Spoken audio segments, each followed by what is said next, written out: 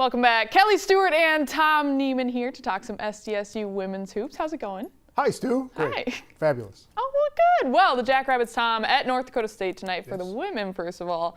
Is South Dakota State just kind of on a high right now? Well, they took that loss at home to South Dakota. They kind of shook that off, or they did shake it off. Got back at it with a 56-point win at home against Fort Wayne. And Macy Miller was great in that game. Maddie Giebert was great. They have been all year. And then Ellie Thompson had a breakout game for the Jackrabbits, matched a career high with 23 points. And all of that makes Aaron Johnston very happy right now.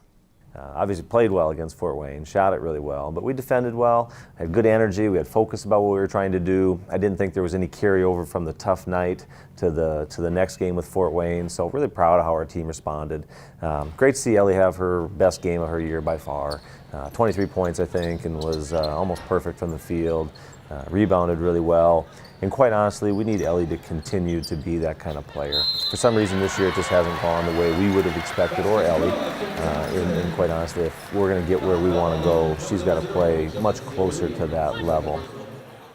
And then I think the other part of it too is there's just got to be that mentality that where we want to go is tough. It's really hard. And it's okay that it's hard. It's okay that it's tough.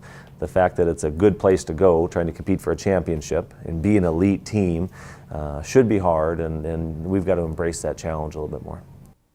Stu, he's been pretty laid back. I mean, we've talked to him at least most of the season. He's got a lot of veterans on this team, Macy and Maddie and those guys. But he said this, they got to move past how good they are and move on to what they can be better at. And that little push is what the Jacks need right now to go from really good to really, really good. That's what they're trying to do in these last 7 games of the regular season. At North Dakota State tonight, they are at Omaha this week as well. They still have to go play in Vermillion, take on South Dakota there, and then go to Western Illinois. So they got 2 really tough road games coming up as well. All right, well, the Jackrabbit men also playing NDSU tonight, finishing a 3-game homestand. And this game features some of the top players in the league. Mike Dahm for SDSU, and then Paul Miller, NDSU. 2 very prolific scorers, but they do it in different ways. Kind of, I mean, they're just so fun to watch. They're just excellent shooters, both of them.